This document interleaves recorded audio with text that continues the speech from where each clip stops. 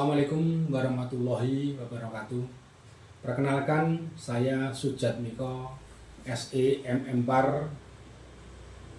salah satu dosen prodi perhotelan di Fakultas Komunikasi Bisnis Universitas Muhammadiyah Karanganyar. Video ini saya buat untuk keperluan keikutsertaan sertifikasi dosen pada periode gelombang 1 tahun 2025. Pernyataan dosen UKTPT pada bidang pengajaran. Dalam hal ini saya akan menjelaskan singkat tentang salah satu mata kuliah yang saya ampu di prodi perhotelan, yaitu pengantar perhotelan.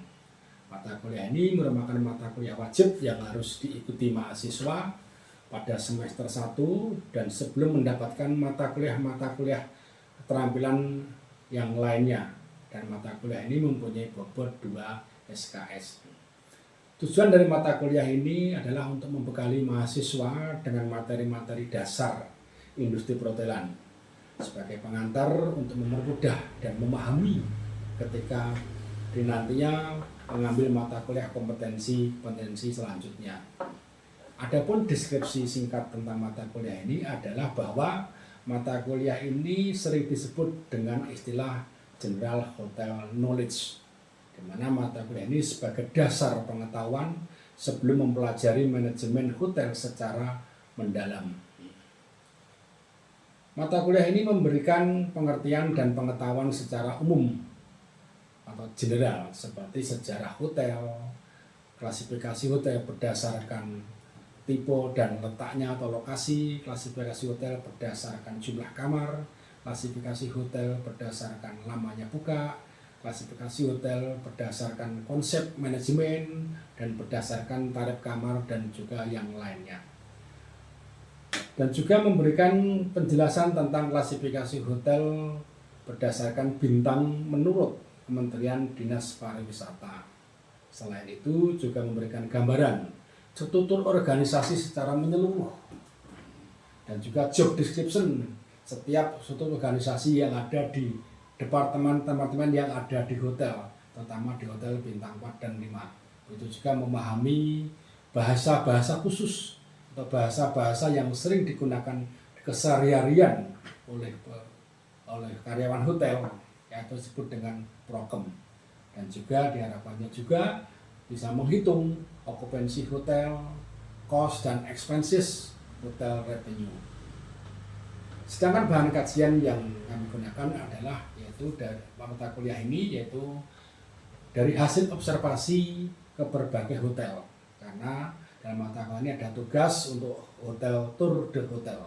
Kemudian yang kedua buku ajar dan buku referensi, dan yang ketiga adalah buku yang dikeluarkan oleh IHGMA, International Hotel General Manager Associate Jawa Tengah. Sedangkan pustaka dan referensi pendukungnya, pustakanya adalah kami menggunakan Richard Komar, yaitu dari PT Grasindo, dan juga merupakan anggota IKP Jakarta, kemudian Simponi 2013 tentang Hospitality, dan juga Sukresno tentang Food and Beverage Management dari Gramedia Utama Jakarta. Dalam penyampaian materi dilaksanakan 16 kali pertemuan yang terdiri dari 7 kali pertemuan, kemudian 1 kali UTS, dan 7 kali pertemuan berikutnya, yang terakhir adalah UAS.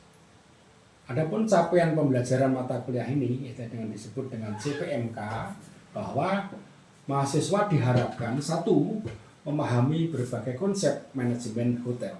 Yang kedua, memahami jenis dan perbedaan hotel dilihat dari level bintang, baik dari mulai bintang 1 sampai bintang 5, bahkan dari Melati pun juga kami berikan suatu penjelasan. Yang ketiga, mengerti perbedaan hotel berdasarkan jumlah dan tarif kamar, kemudian lamanya buka, serta pangsa pasar atau disebut dengan market segment hotel. Yang keempat adalah memahami jenis produk hotel, baik itu produk tangible maupun produk intangible yang ada di hotel. Yang kelima, mahasiswa harus memahami struktur organisasi beserta job description hotel secara keseluruhan, itu baik itu di masing-masing departemen yang ada di hotel, terutama di hotel bintang 4 dan 5. Yang ketujuh adalah mengerti berbagai macam istilah atau yang ada yang sering digunakan oleh karyawan dalam kesehariannya, terutama di hotel bintang 4 dan bintang 5. Dan istilah dengan disebut dengan namanya prokem. Yang kedelapan adalah mampu, ya, mampu diharapkan mampu sedikit menghitung okupansi hotel, kemudian cost room, cost food and beverage yang ada di dalam hotel, jadi sebagai basic untuk mengambil mata kuliah manajemen pada berikutnya. Sedangkan media pembelajaran yang kami gunakan adalah video, kemudian observasi ke berbagai hotel dengan buku referensi, buku ajar, serta LCD sebagai alat untuk memberikan penjelasan dan diskusi. Sedangkan metode pembelajaran yang kami lakukan adalah dengan sistem DIA, Delivery, Interaktif, dan Assessment. Delivery yaitu dosen memberikan penjelasan dengan melalui video dan penjelasan langsung saat observasi di lapangan. Dan sedangkan LCD adalah untuk memudahkan dalam penjelasan. Interaktif, dosen sebagai teman, diskusi, partner diskusi secara langsung, baik di kelas maupun saat observasi di lapangan. Sedangkan untuk penilaian, asesmen, kami memberikan porsi dalam menilai mahasiswa adalah bahwa untuk kehadiran ada 10%, kemudian untuk keaktifan pada saat kuliah maupun pada observasi itu adalah 10%, tugas 20%, sedangkan UTS dan UAS masing-masing adalah 30%. Demikian terkait deskripsi mata kuliah secara singkat. Berikut cuplikan proses pengajaran di kelas yang kami. Bismillahirrahmanirrahim. Assalamualaikum warahmatullahi wabarakatuh.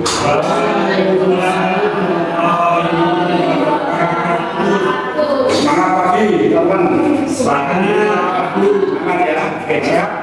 Ini sehat kan? Sebelum kita mulai mata kuliah pada hari ini, kita berdoa dulu, mendoakan agama dan keluarga kita.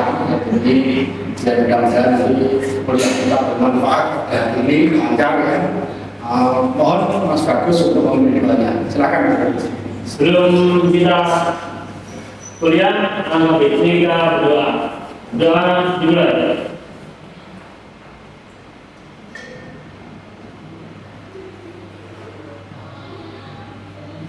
Sudah selesai. Alhamdulillah. Sebelum kita mulai mata kuliah juga, kita akan nomor 3. Jadi kita ada SOP dari pimpinan bahwa kita harus mengaji dulu walaupun itu satu ayat. Ya. Jadi karena kita sebagai kita ada apa ya. Mungkin siapa yang akan membuka jadwal hari ini yang akan membacakan soalnya. Silakan.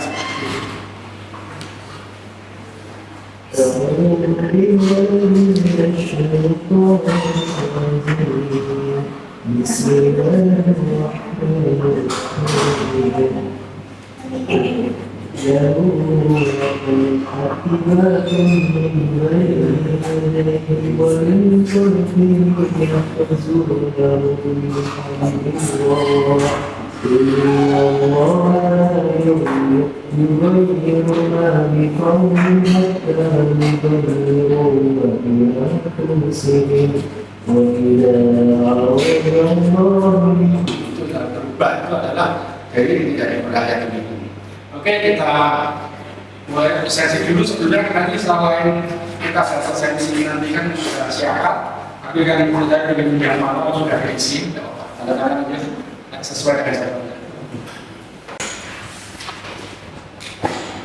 Ya, oke. Terima kasih.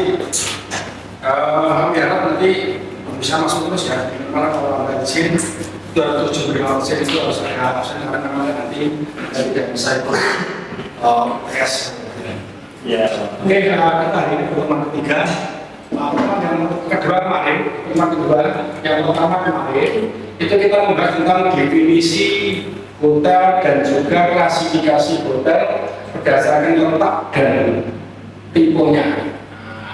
Dari kemarin yang saya jelaskan hotel ada resort, ada basic dan sebagainya. Ada nggak pertanyaan di antara kalian itu mungkin yang masih nggak belum atau bagaimana? Barangkali ada yang belum jelas. Silakan kalau ada pertanyaan saya sebelum mulai pada hari ini. Kami tunggu pertanyaannya. Silakan. Ada pertanyaan? Mas siapa? Oke. Mas Farhan, oke, silakan. Apa tujuan manajemen hotel dengan adanya perbedaan harga kamar tersebut? Kenapa tidak dibuat harga yang sama seperti saya lihat di hotel Melati, Pak? Itu pertanyaan ya, ya. Itu mungkin dari kamu pada pertemuan berikut ya, Mas. Kenapa tidak dua itu, Pak?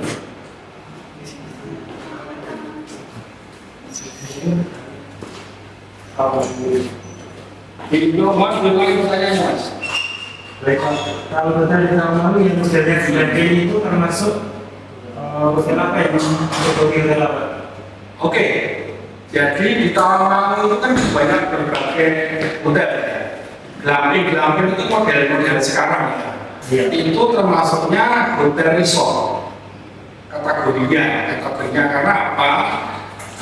Glamping itu hanya bentuk bangunannya. Hotel resort itu seperti pada penjelasan kemarin bahwa di mana letaknya itu di tempat-tempat dekat dengan pariwisata, yang mana juga segmen pasarnya dan orang yang menggunakan itu tujuannya adalah vacation, karena glamping itu kan untuk bisnis jarang. Nah, maka ada termasuk kategori hotel resort. Ada lagi yang ingin ada pertanyaan? Yang lain ya? Ada, masih ada. Saya izin bertanya, Pak. Silakan. Masih mau terus ya? Dan itu termasuk tipe apa ya, Pak? Spesifikasi yang kita dari kemarin. Oke, hotel bisnis itu adalah perkembangan dari dunia hotel sekarang. Kalau dalam kategori itu belum disebutkan, ya. Itu perkembangan termasuk hotel putih, hotel budget, ya. Kalau ini hotel yang pertanyaan kan hotel apa? Hotel bisnis atau hotel budget? Hotel budget itu termasuk yang hotel sekarang syariah itu juga perkembangan daripada manajemen hotel. Hotel budget itu di mana hotel itu namanya aja budget itu anggaran. Maka dia lebih mengacu kepada sesuai yang dimiliki orang yang dimiliki. Maka dia fasilitasnya terbatas.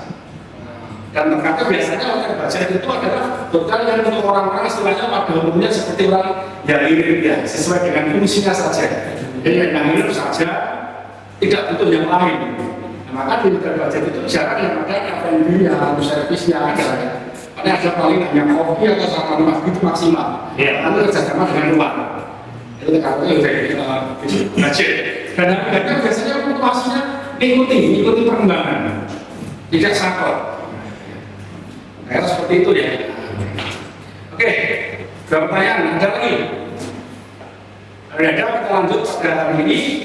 Kita menginjak pada masa berikutnya, di mana untuk hari ini kita pertemuan kedua ini membicarakan tentang klasifikasi hotel berdasarkan jumlah kamar, berdasarkan hotel bintang, berdasarkan tarif kamar dan lain sebagainya. Yang mana nanti kita capaian daripada mata kuliah ini ya, capaiannya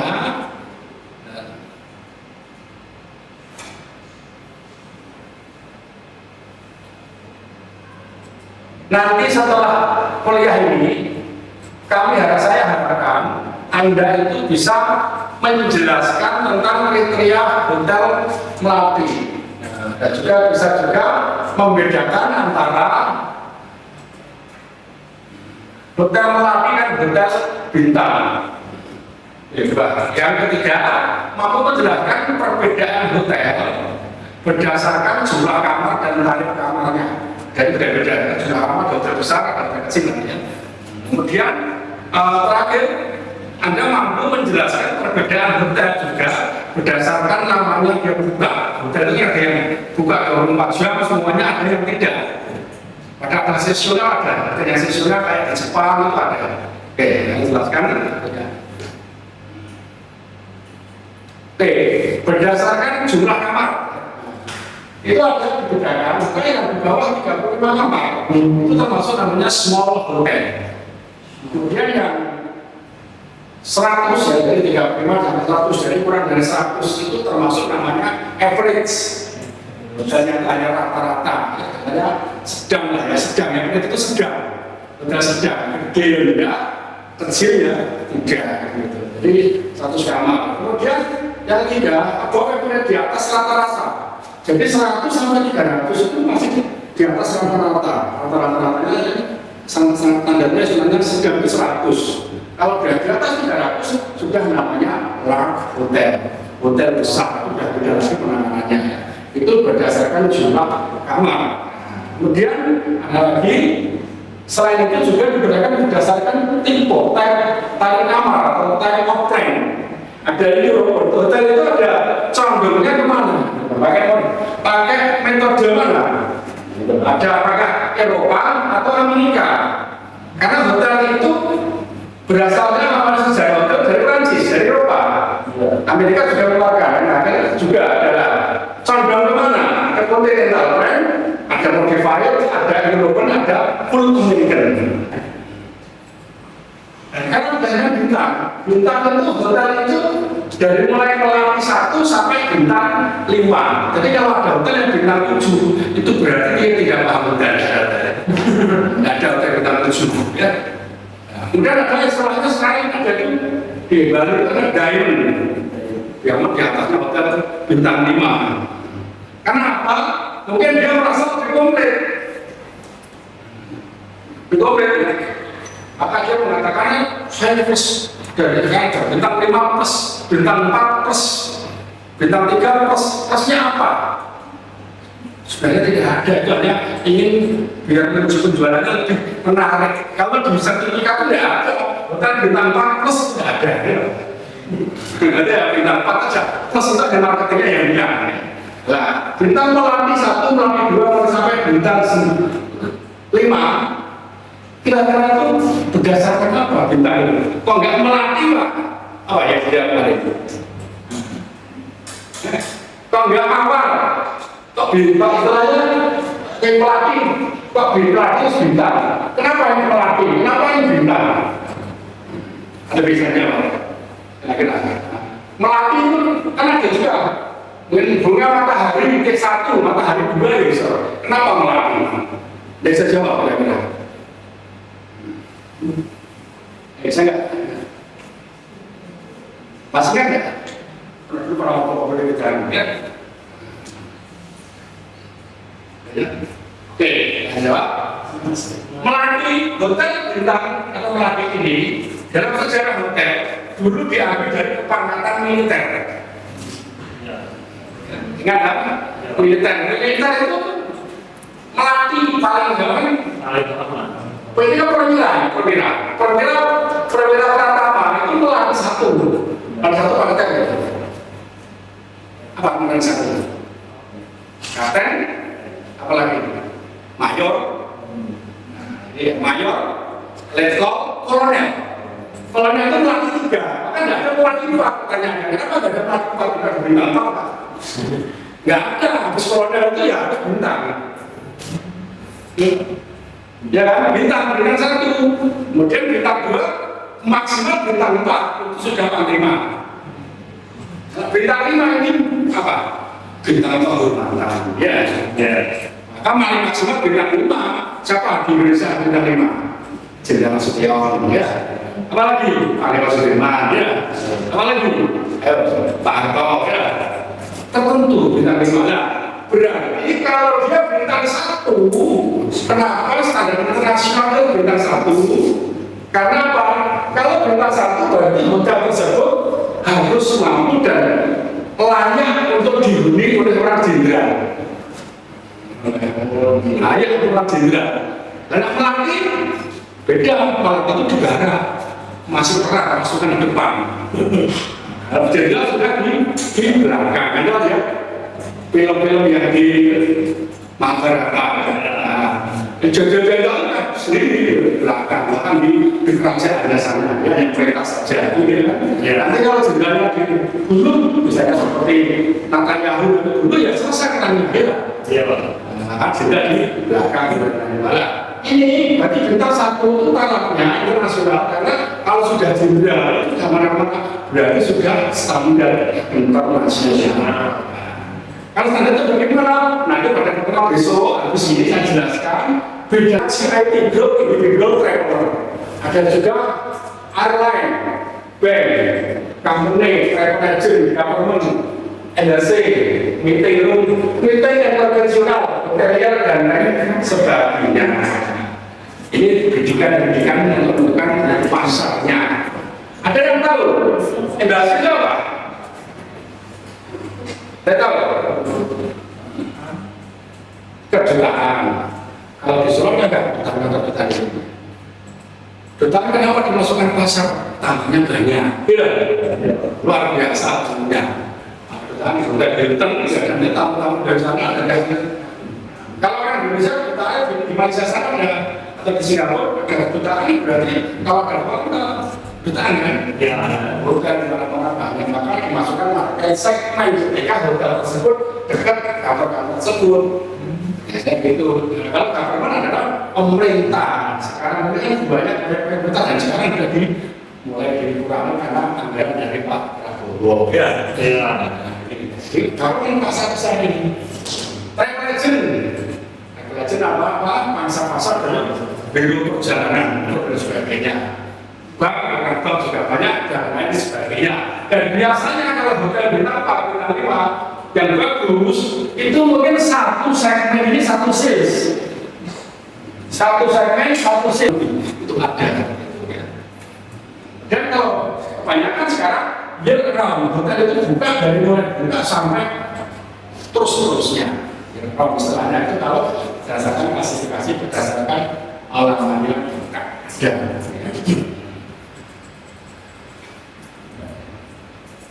Oke, kemudian klasifikasi berdasarkan rate structure, harga kamar. Harga kamar hotel ada berbeda-bedakan, beberapa macam. Ada, istilahnya ada harga basic rates, ada publish rates, ya. Ada juga package rates, ada juga special rate, dan ada juga company rates, commercial rate, discount rate itu yang spesial ya, yang harga spesial itu spesial itu apa tuh? Mungkin dari perusahaan, mungkin dari commercial rate atau discount rate atau lain rates-nya. Kemudian ada juga family rate, seasonal rate dan lain sebagainya. Ada weekend rate, day use rate, job rate. Day use rate tahu nggak? Day use rate. Day use apa day use? Hanya beberapa jam. Intinya bukan beberapa jam. Tamu yang check-in dan check-out pada tanggal dan jam yang sama. Itu namanya day use rate. Istilahnya dikasih khusus lah. Saya mau layan saja kok. Check-in ini cuma mau takziah. Kita diskon khusus. Mungkin barangkali ada day use rate, ada dia ngambil itu harganya ya. Mau jagung ya. Istilahnya short term. Kata-kata short term kadang-kadang minus ya. Pertanyaan short term itu hanya untuk kencang, kan gitu kan? Nah, kita day use rate. Weekend rate itu biasanya berlaku ini ya. Kalau diterbalik, kalau di resort biasanya weekend rate itu lebih mahal. Kalau data bisnis biasanya weekend itu lebih murah untuk menarik tamu agar dia datang.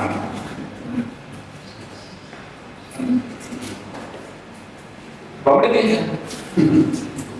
Oke, grup rate beda lagi ya. Grup rate itu diberikan harga kamar khusus untuk tamu rombongan. Diberikan kepada tamu yang minimal misalnya 10 kamar gitu. Ya. Dikasih diskon khusus misalnya, dia membawa perjalanan membawa 1 bis. Grup rate. Nggak bisa ya kerja sama, tapi nggak mau ya. Nggak hotel, gitu kan? Ya. Dikasih diskon, bahkan mungkin dikasih 1 kamar yang komplimen, ya. Komplimen, gitu ya. Oke, nanti ada materi yang baca semuanya, ya. Bisa ada baca semuanya. Oke, kita materi hari ini secara singkat, ya cukup padat, mudah jelas. Ada pertanyaan? Saya Saya Pak. Mbak, Apa tujuan manajemen hotel dengan adanya perbedaan harga kamar tersebut? Kenapa tidak dibuat harga yang sama seperti yang saya lihat di hotel-hotel lain? Oke, tujuan hotel dibuat bermacam-macam harga. Tujuan hotel itu adalah bagaimana misi dari hotel itu, bagaimana untuk mempercepat namanya ROI, Return of Investment. Bercepat kembali modalnya gimana? Harganya dibuat beda-beda yang mahal. Kalau sama saja rata, gampang ya. Jadi tidak menarik bagi tamu. Jadi yang kedua, melayani tamu. Maksud tamu penting dengan tamu sama, kamarnya sama. Ya, ada Pak Rektor dengan Pak dosen, itu kamarnya sama. Ya. Ini yang sebenarnya dioperasikan. Jadi intinya adalah tujuannya untuk memaksimalkan revenue pendapatan hotel. Maka dibuat, bahkan kadang-kadang beda fasilitasnya. Satu, kamarnya lebih luas. Otomatis kan harusnya jadi dua kamar jadi satu kamar. Jadi ada 5. Kemudian cost of room-nya berbeda, fasilitasnya berbeda, biayanya juga berbeda. Itulah yang membuat maka basic rate-nya beda. Maka nanti ketika ini harga jualnya juga berbeda. Oke, lagi ada kami close ya. Hari ini kami berikan suatu analisa dari kesimpulan dari mata kuliah yang saya berikan tersebut dari berbagai tipe itu jumlah kamar kasus itu belum lama sih sebenarnya kesimpulannya. Sudah tidak ada pertanyaan lagi, sudah salah satu daripada kesimpulan. Kalau dibedakan menurut jumlah kamar, itu sebenarnya jumlah kamar kan beda-beda tadi. Itu adalah untuk menghitung rasio. Jumlah karyawannya harus berapa? Karena ada pertanyaan, Pak, hotelnya itu 100 kamar. Ada perbedaan. Tapi itu termasuk bintang berapa, Pak? Kayak gitu ya. Tapi kok ada yang bintang yang 80 kamar katanya bintang 4, 100 kamar bintang 3, bedanya apa? Itu nanti pada pembahasan berikutnya saya jelaskan ya. Jadi itu berbeda. Intinya adalah untuk rasio juga, pelayanan juga. Jadi untuk pelayanan karena membedakan antara tipe harga itu pelayanan juga berbeda. Itu rasio istilahnya untuk bagaimana manajemen itu membuat satu keputusan. Oke, kemudian itu sebagai mata kuliah hari ini, kalau ada pertanyaan, nanti pada pertemuan besok ada tugas, ya. Tugasnya adalah besok yang ingin ngerti langsung adalah kode hotel. Nanti berkelompok saja, 2 orang ke hotel, piknik kan hotel. Di situ ini ke hotel ya. Nanti Anda lihat, tanya marketingnya, Anda lihat kamarnya, lihat semuanya. Dan Anda nanti penilaian kami dari tugas itu adalah semakin banyak hotelnya dan variatifnya akan semakin nilainya beda. Di situ nanti Anda bisa minta namanya sales kit. Sales kit di dalamnya ada faksi, ada brosur, dan lain sebagainya. Kenapa? Itu biar Anda juga paham. Tidak hanya saya jelaskan, tapi nanti tahu di lapangan. Oh, hotel di lapangan di lapangan ini tugasnya menjelaskan apa yang Anda dapatkan itu. Dari hasil tugas itu Anda akan menemukan dan menjelaskan ya, tugas itu. Itu kira ada lagi. Saya cukup sekian. Mudah-mudahan bermanfaat dan mengerti apa yang saya jelaskan. Dan kalau tidak paham, nanti Anda bisa telepon, bisa email, bisa besok teman berikutnya bisa disiapkan pertanyaan tersebut. Dari saya terima kasih. Ya, jadi Anda yang hadir ini mudah-mudahan nanti nilainya baik ya. Sekian.